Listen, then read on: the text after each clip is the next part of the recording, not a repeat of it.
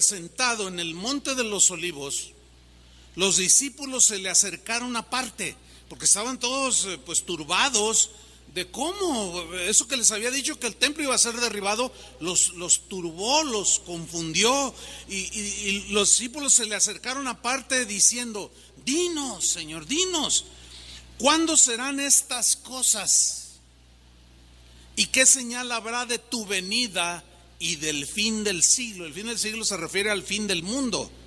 ¿Cuándo será? ¿Qué señales habrá? Ellos estaban intrigados. Y Jesús les responde la pregunta. Les dijo, en primera instancia les da una primera advertencia. Les dice: mirad que nadie os engañe.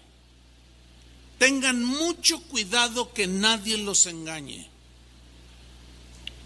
El día de hoy, la gente alrededor del mundo, como es un mundo ya globalizado, uno de los elementos que ha ayudado a la globalización o que todo se integre es el Internet. Por medio del Internet está llegando a las casas y a todos los dispositivos, de todos los que tienen un dispositivo, videos, por ejemplo, de mucha gente que habla y dice, predica, dicen que ellos son los que Dios escogió, y dicen, hay muchas cosas. Tengan mucho cuidado, hermanos, de lo que ven en Internet, porque Jesús dice aquí que en los últimos tiempos una de las señales serán que vendrán engañadores, y dice: mirad que nadie os engañe. Si usted tiene duda acerca de algo que escuchó, pregúntenos.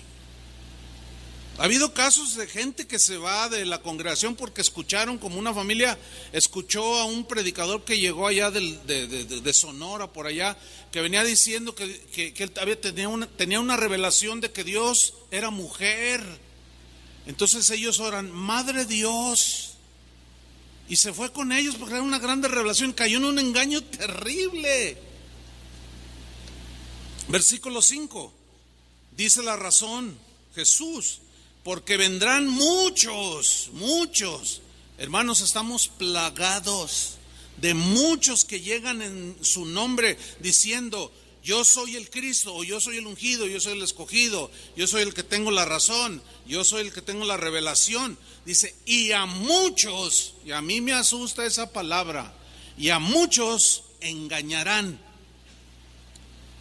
Y ahí Jesús comienza a explayarse, explicándoles, dándoles respuesta a la pregunta de sus discípulos. Dice en el versículo 6: y oiréis de guerras y rumores de guerras. Mirad que no os turbéis. Esa frase es muy importante, hermanos. Mirad que no os turbéis. Cuando veáis que estén pasando todo este tipo de cosas que nadie quiere que sucedan, y que Jesús dijo que es necesario que sucedan. Mirad que no os turbéis. Ten cuidado de que no se turbe tu mente, tu corazón. Ahora, aquí la palabra turbar viene de una palabra griega que se traduce literalmente hacer alboroto. Es decir, de hecho de ahí viene la palabra turba, una turba, o sea, gente alborotada. Gente que está fuera de sus casillas, que no entiende y está alborotada, está insegura, está intranquila, y están protestando y están gritando y no saben qué hacer. Están decepcionados, están en una incertidumbre espantosa por todo lo que están viendo y oyendo. Y Jesús dice: no, ustedes no se turben, no se alboroten. Entonces, cuando no entendemos que estas cosas deben suceder, empezamos a alborotar a la gente. Yo recuerdo cuando iba a entrar el año 2000, ¿se acuerdan? Que el error del 2000 y que todas las computadoras iban a ir en cero y que iba a haber no sé cuánta cosa, y empezaron los alborotadores a decir: vamos a rentar bodegas grandes, vendan todo y que no sé qué. Y me preguntaron algunos pastores aquí en la ciudad: ¿y tú no vas a hacer nada? No, es que no va a pasar nada. Pero ¿cómo no? Mira que están diciendo. ¿Dónde dice en la Biblia?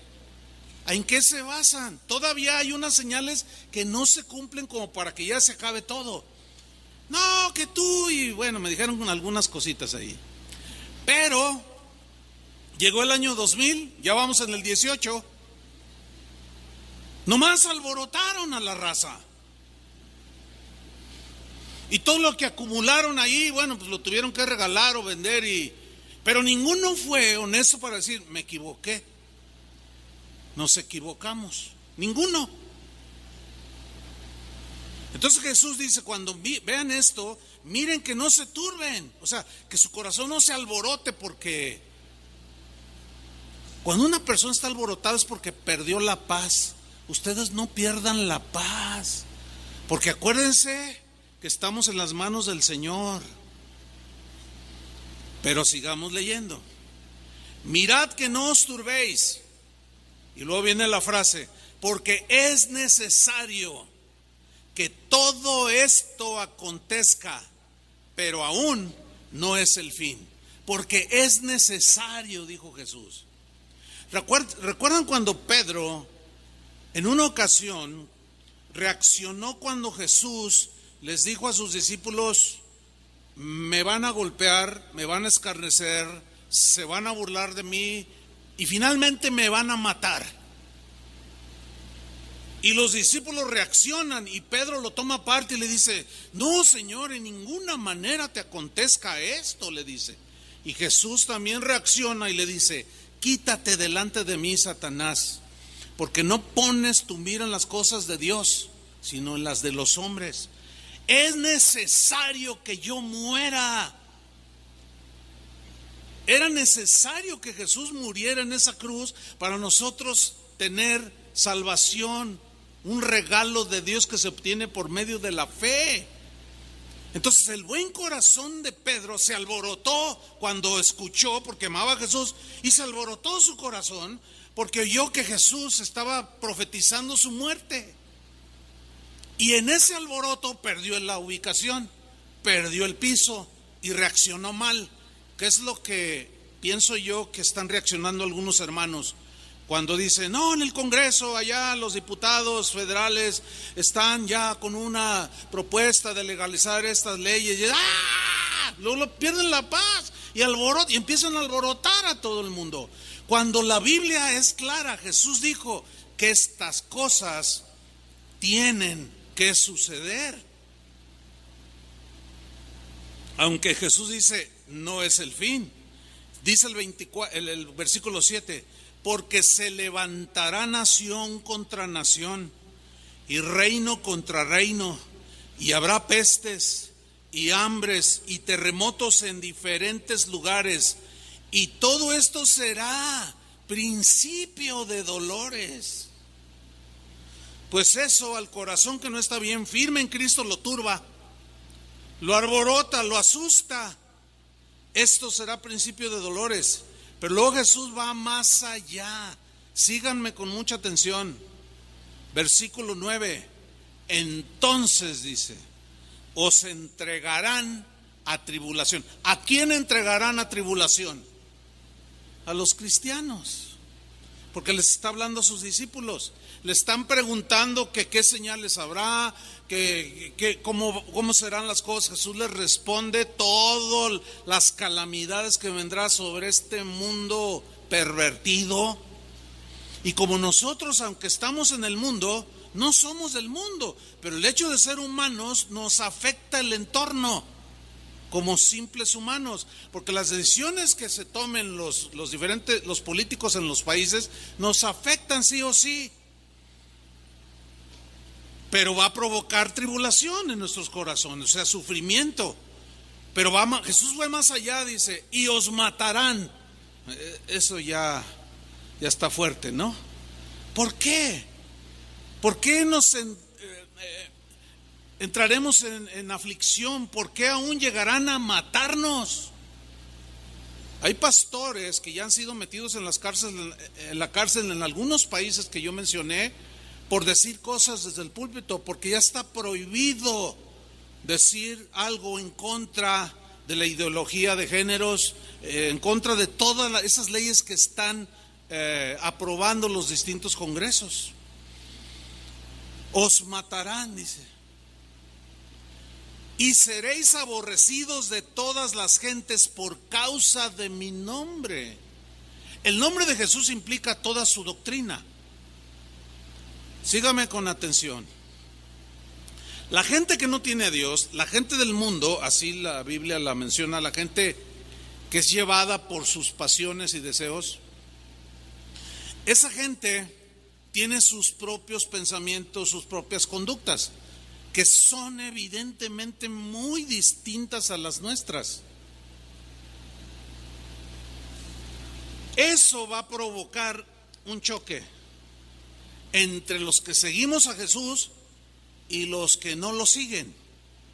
Porque en el momento en que cualquiera de nosotros diga yo no estoy de acuerdo con el matrimonio entre personas del mismo sexo, te van a tachar que eres un homofóbico, que eres un retrógrada, que eres un retrasado mental, que eres un medieval, que eres un bizarro, que eres de todo. Todo el mundo se va a burlar de ti, no va a faltar el acelerado, el agresivo, que te golpee, que te calumnie, que te diga cosas, y aún meterán a la cárcel y aún algunos asesinarán.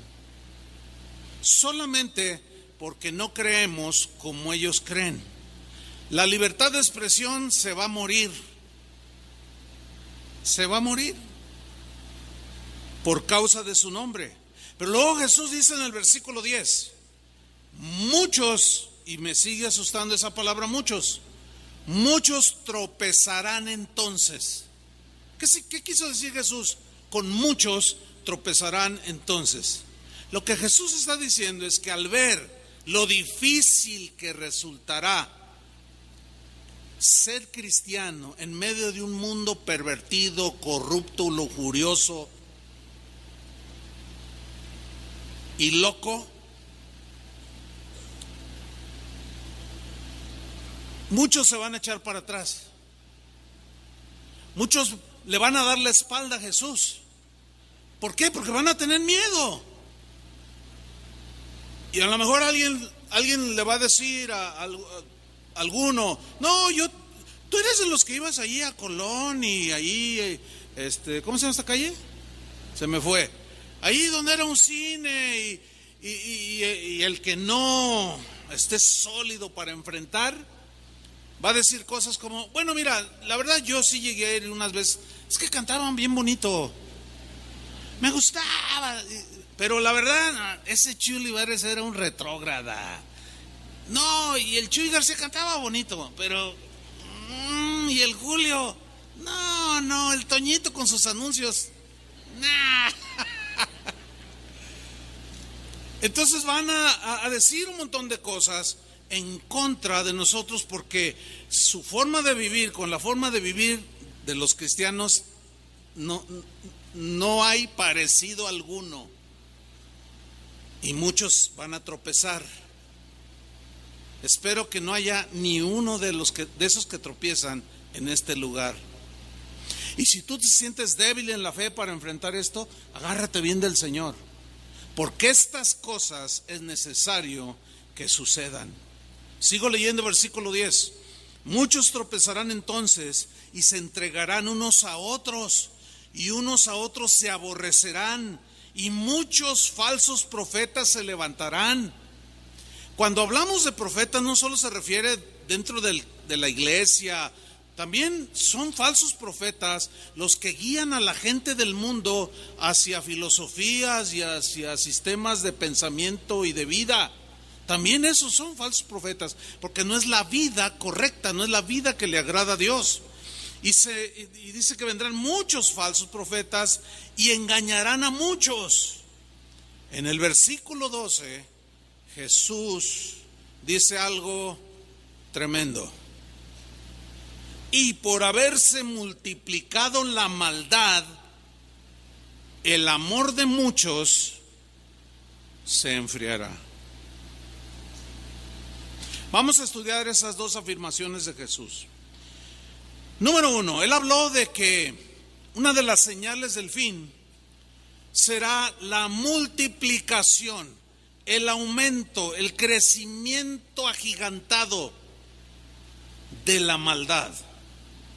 Bueno, este término implica mucho más Cuando estudiamos la etimología de la palabra, que se traduce por maldad, la palabra anomia es la palabra que se traduce en las Biblias como maldad.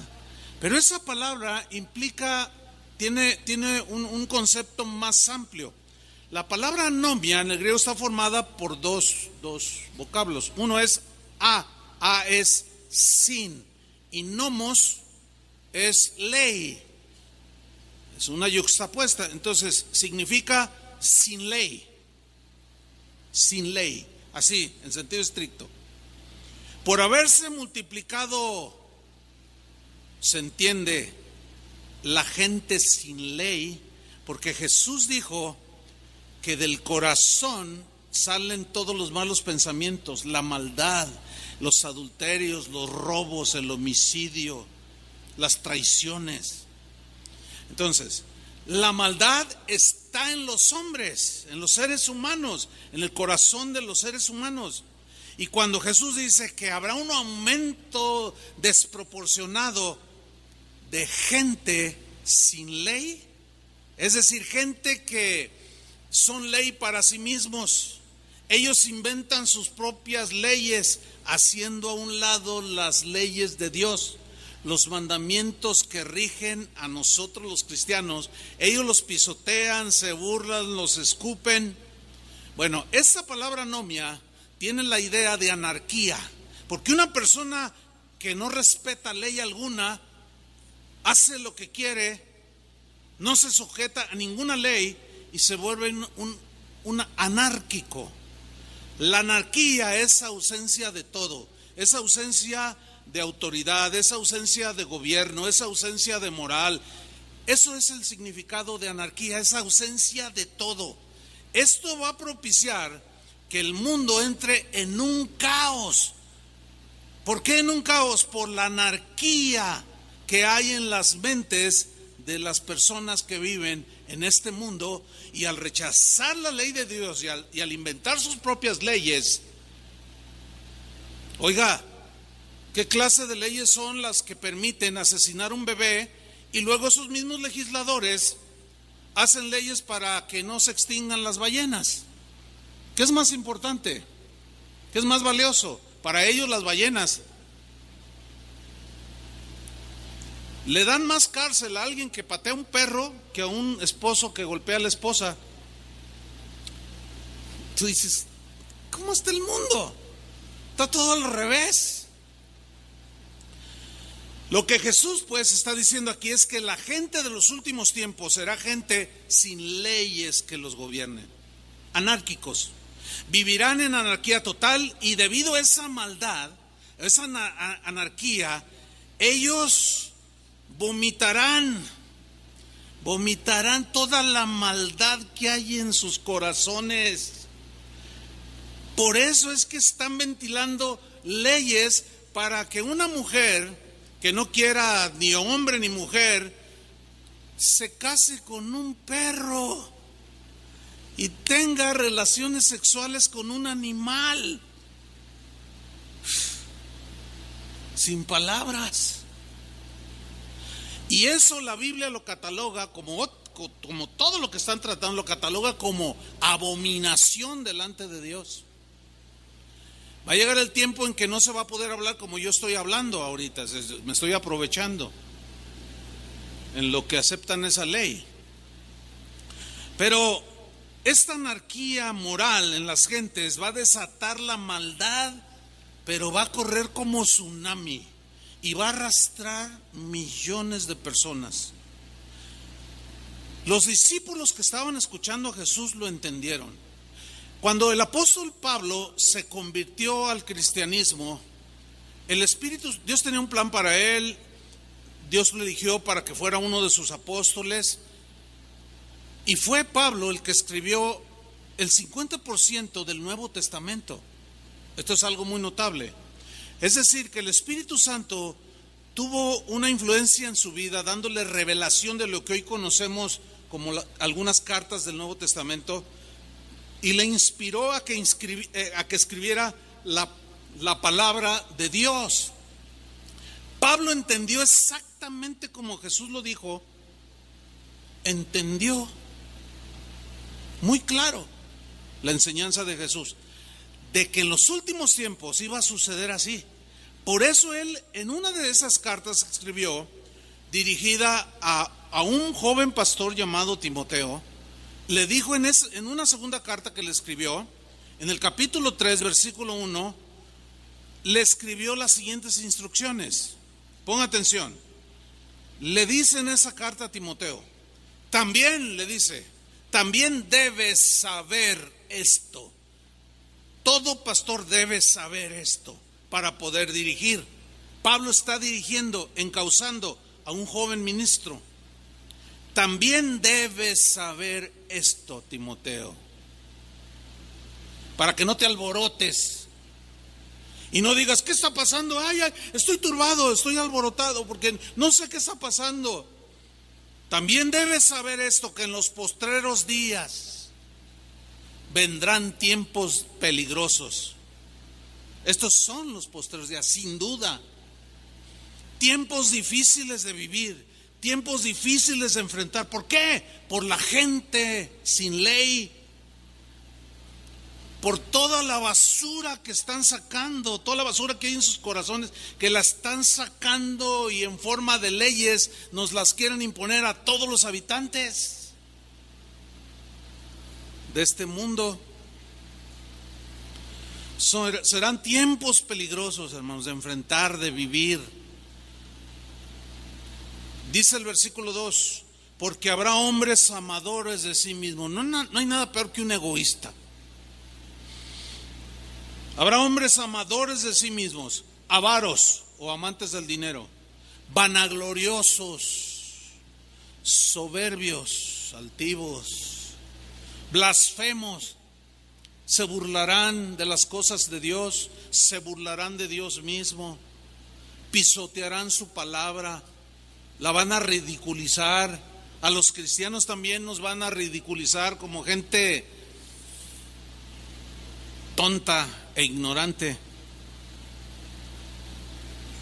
desobedientes a los padres, ingratos, no saben decir gracias, impíos, malos, sin afecto natural.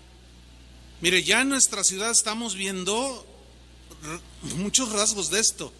Sin duda que usted sabe lo que ha acontecido durante estas últimas par de semanas aquí en la ciudad.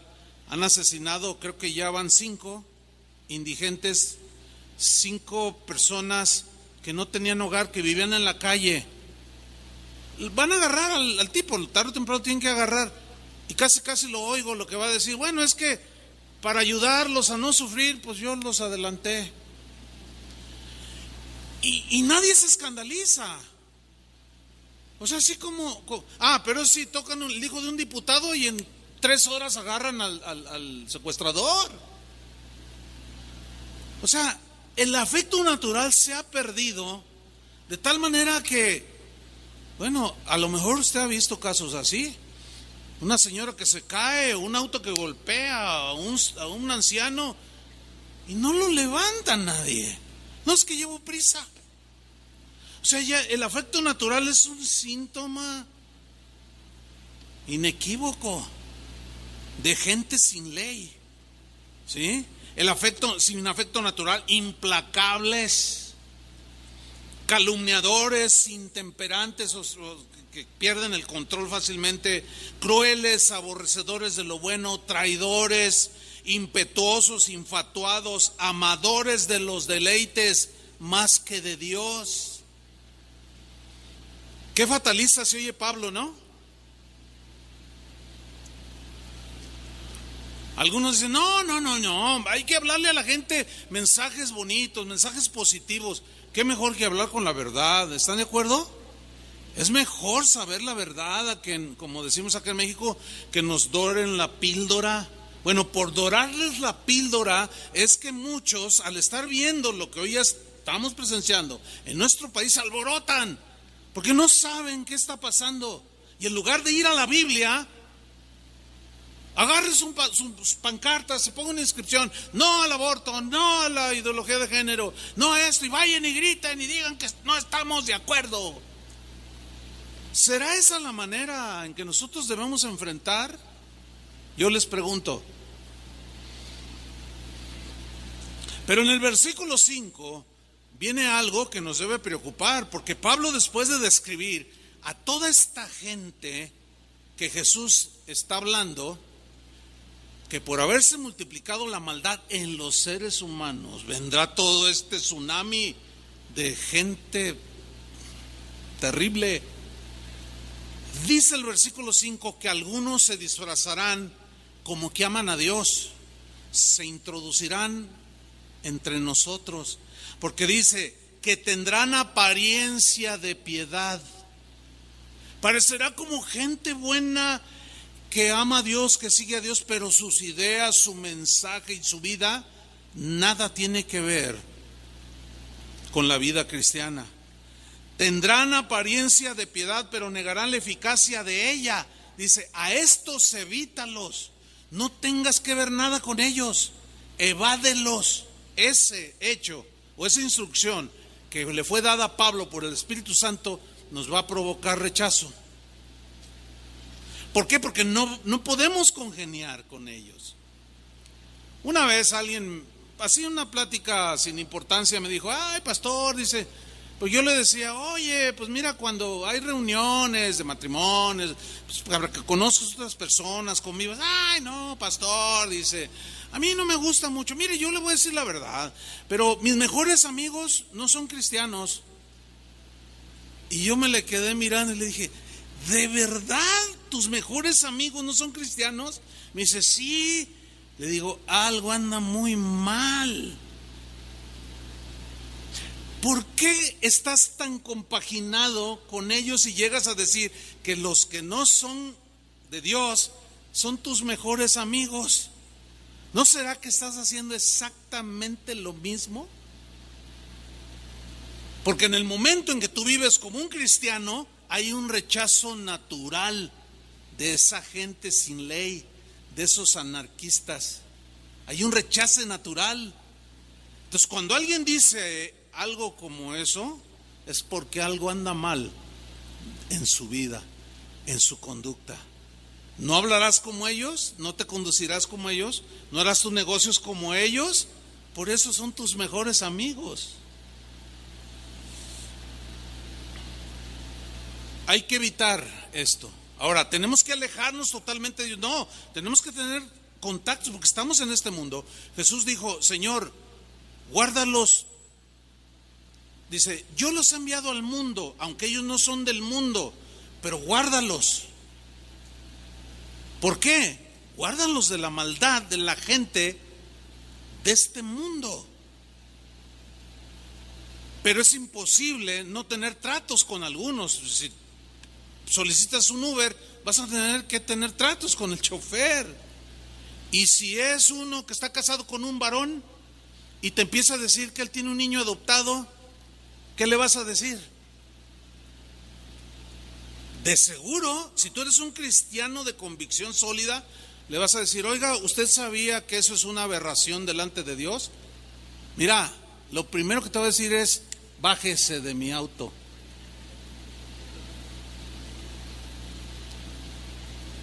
Y allí es donde se generan los problemas.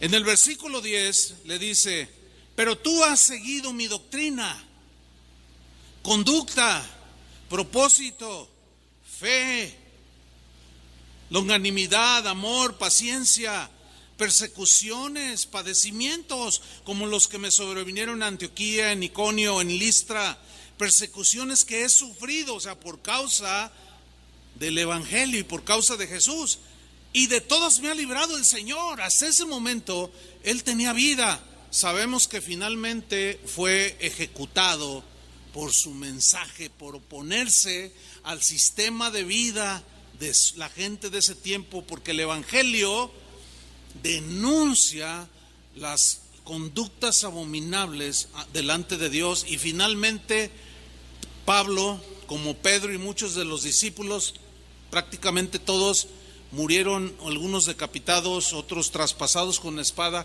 Finalmente murió. En ese momento él dijo: yo he tenido persecución, hasta ahora me ha librado el Señor. Pero llegó un día en que Pablo era insoportable para la gente anárquica, sin ley de este mundo. Y el emperador romano ordenó ejecutarlo. Y luego en el versículo 12 dice: y también todos los que quieren vivir piadosamente en Cristo Jesús. ¿Cuántos quieren vivir piadosamente? ¿Qué significa vivir piadosamente? Obedeciendo su palabra, no moldeándonos a los pensamientos ni a las conductas de este mundo. Eso va a causar muchos problemas, hermanos.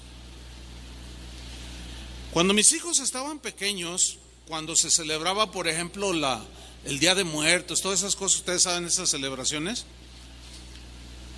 yo iba y hablaba con la directora del kinder o de la primaria, y yo le decía al Señor: dame sabiduría para saber cómo decírselo, de que no voy a atraer a mis hijos a esa celebración, porque no creemos en eso, en la invocación de muertos, todo ese asunto, ¿no? No hay tiempo para explicar ahorita. Y mi esposa y yo íbamos y hablábamos y nos miraban así como si fuéramos bichos raros. ¿Cómo? No, nosotros no creemos ni en las festividades esas de Halloween, ni mucho menos en los altares de muertos, porque en la SEP instituyó que es obligatorio en las escuelas hacer los altares a los muertos. Entonces los maestros que son cristianos tienen problemas porque, y bueno, algunos suelen enfermarse. Bueno, de alguna manera evadieron. Y total enfrentábamos eso, pero nos miraban con ojos así como de... Entonces le digo: bueno, mire, si usted le da permiso de faltar o no los traemos, pero pierden puntos, no le hace. Pues eso generaba miradas así como: este señor no se ve tan retrógrada, pero es un retrógrada. Este hombre es un antimexicano. Si esa es una costumbre mexicana al 100%. ¡Viva México! Por eso está muerto México, por eso muchas cosas. Y genera persecución. ¿Quieres vivir piadosamente en Cristo? Sufrirás persecución, malas miradas, descalificaciones. Y luego dice en el versículo 13: mas los malos hombres y los engañadores irán de mal en peor, engañando y siendo engañados. Si ustedes tienen algún tiempo, no sé, o sea, hay gente que tiene aquí 20 años, 15 años, pero yo, a través de lo que es Casa de Oración todos estos años, he dicho esta frase en repetidas ocasiones, sobre todo en estos, cuando está terminando un año. Lo que digo es esto: el mundo no va a mejorar, se va a poner peor. Y díganme si no es cierto. Busquen ustedes en la página mensajes de hace 15 años, 20 años, ustedes van a escuchar eso. Un ejemplo: hace 15 años, cuando entrevistaban los reporteros a una persona y esta hablaba con palabras soeces o vulgares o malas palabras, solían ponerle un pip, ¿se acuerda? Y que no, y que mi mamá, que pip, para evitar que los oyentes escucharan semejantes obscenidades. Pues hoy ya quitaron el pip. ¿Ya se dio cuenta? Cuando ven los noticieros, tal como es. Los presentadores, los mismos periodistas hablando como carretoneros. Y yo sé que si alguno de ellos oye lo que estoy diciendo, dice: este tipo es un retrógrado, este tipo, ¿en qué mundo vive? Sí, yo sé que se genera ese conflicto. ¿Y qué vamos a hacer? Eso es una vergüenza que gente educada, mira, no tienes que hablar esas palabras ofensivas para expresarte, ¿verdad que no? Y gente muy educada que ha ido a Harvard, periodistas que son de Harvard, hablando como carretoneros, con un lenguaje y el pip ya se acabó. Y hoy sacan todo crudo. En 1992 fui a España. Fue la primera vez que pisé ese país. Y íbamos a ver un partido de fútbol, el Real Madrid, donde jugaba en ese tiempo Hugo Sánchez. Pues vamos a verlo. Yo estaba con unos hermanos ahí en Madrid. Entonces la esposa de él me dice, oye, dice, nada más que fíjate que aquí en el medio tiempo pasan comerciales. Le dije, no, en México también. Y se rieron, se miraron y se rieron. No, pero aquí son diferentes. Pero no me dijo. Dice, nada más ten cuidado con los comerciales. Yo dije, pues, ¿qué anunciarán? ¿Que el pozole es malo para el estómago? ¿Qué dirán de los comerciales? Se terminó el primer tiempo porque lo aprendimos cuando ya había empezado. Termina el primer tiempo y en eso anuncian un jabón y sale una mujer anunciando el jabón, literalmente, totalmente desnuda, de frente, bañándose. Y dice, yo estaba distraído, y dice, pastor, me dice, yo, ¿qué? Pastor, y veo allí, en 1992. Bueno, a cualquier país europeo que usted vaya es común. Dice, eso apenas acaba de entrar aquí a Europa. Al rato aquí en México se va a dar igual.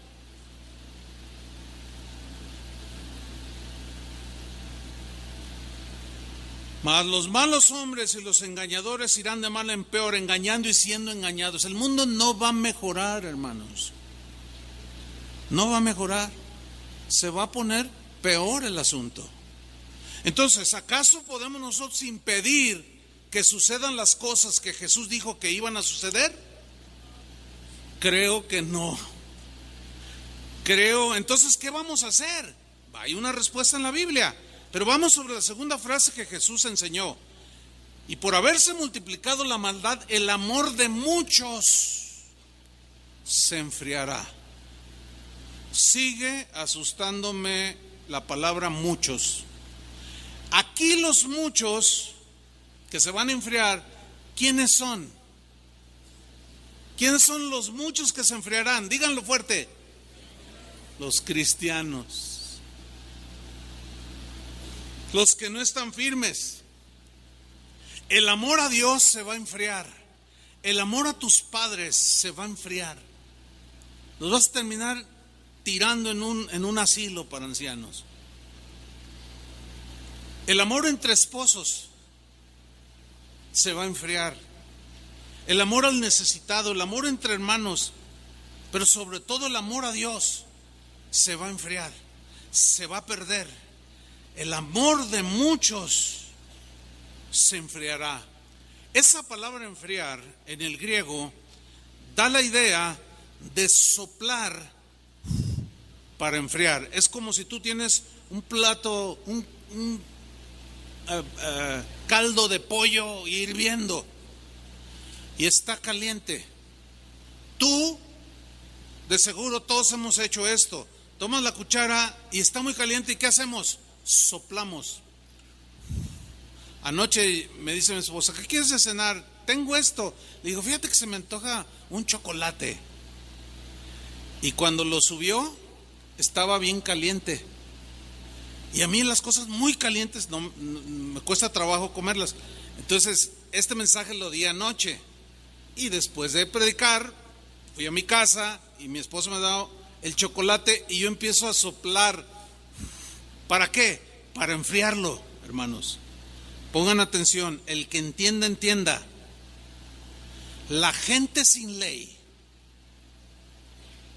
la gente que es ley para sí misma, toda esa gente con mente pervertida, corrupta, llena de desviaciones, va a soplar unos vientos huracanados de maldad sobre todo el mundo, y ese tufo ya llegó a México. Ya llegó gente sin leyes morales, gente pervertida, gente desordenada, gente amadora de toda corrupción moral, soplará y vomitará la maldad que hay en sus corazones sobre todos los habitantes del mundo. Y nosotros estamos aquí en el mundo. Va a soplar de tal manera que algunos se van a enfriar, porque van a ver todo tan natural, tan natural. Hoy en la televisión salen mamás diciendo, bueno, la verdad, después de mucha reflexión, pues voy a apoyar a mi hija. A ella pues resultó con que pues le gustan las mujeres a mi hija, pues yo la apoyo, aunque la gente diga cosas, yo la apoyo en todo lo que ella necesita.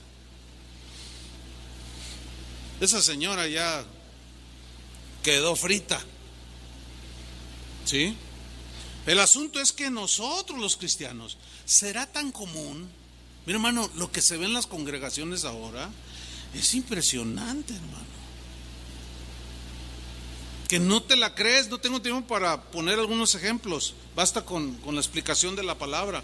¿Será tan normal esto que muchos cristianos consentirán con esta ola de perversiones y se van a enfriar y eventualmente terminarán abandonando al que murió por ellos en la cruz?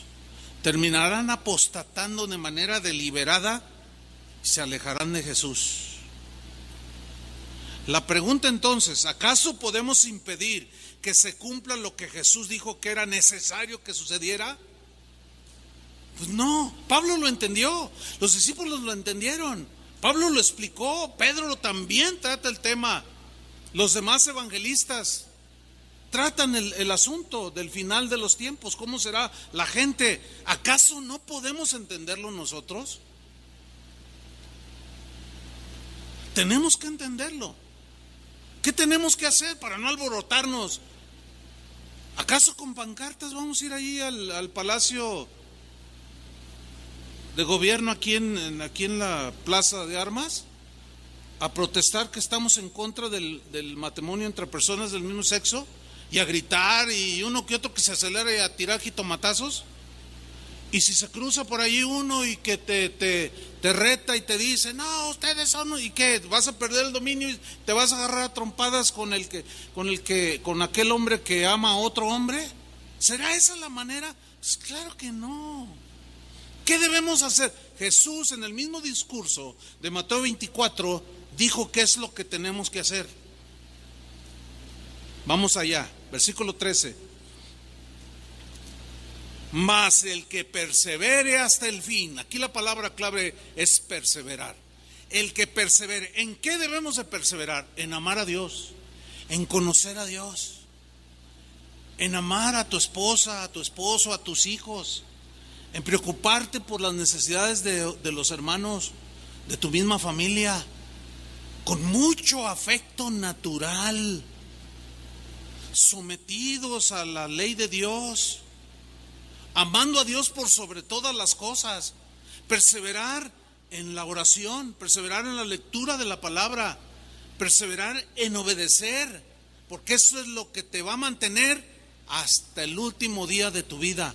Mas el que persevere hasta el fin, este será salvo. Versículo 14, Jesús sigue diciendo lo que debemos hacer. Uno es perseverar y el otro es predicar el evangelio. Y será predicado este evangelio del reino en todo el mundo para testimonio a todas las naciones, y entonces vendrá el fin. ¿Quién va a predicar el evangelio? ¿Los que no tienen ley o nosotros los cristianos? Nosotros. Pero por predicar el evangelio, que son las leyes del reino de Dios, vamos a tener conflictos, vamos a tener confrontaciones con los sin ley, con esos. Pero Jesús dijo que debe ser predicado para testimonio, para que no digan, a mí nunca me dijeron, porque habrá un juicio final en el cual Dios juzgará a cada uno según sus obras. Versículo 15, por tanto, y Jesús se va a la profecía de antaño, de Daniel. Cuando veáis en el lugar santo, o sea, en el templo, la abominación desoladora de que habló el profeta Daniel, el que lee entienda. Entonces los que están en Judea, que era la destrucción del templo, que esto era estrictamente para la gente de ese tiempo, porque el templo fue destruido 37 años después, Jesús les dice lo que deben de hacer. El que está en la azotea no descienda para tomar algo de su casa, porque los romanos sitiaron Jerusalén. Mas hay de las que están encintas. ¿Cómo puede correr una persona que está encinta? Dice, no, hay de las que están encintas y de las que críen en aquellos días. Imagínate correr con 3 chamaquitos, esconderte con 3 niños. Muy difícil, ¿no?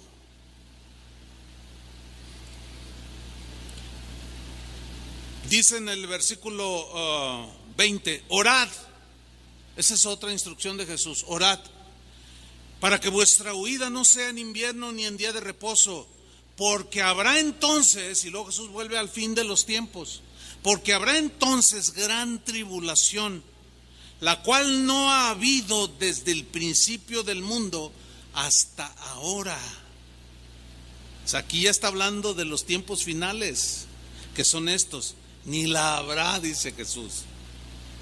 Y si aquellos días no fuesen acortados, nadie sería salvo, porque sería tal la maldad de la gente que terminaríamos desfalleciendo.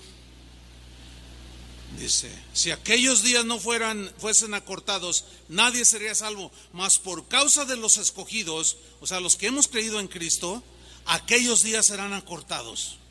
Si nos vamos al versículo 35, Jesús está terminando su discurso y dice, el cielo y la tierra pasarán, pero mis palabras, o sea, lo que está diciendo, no pasarán, se cumplirán.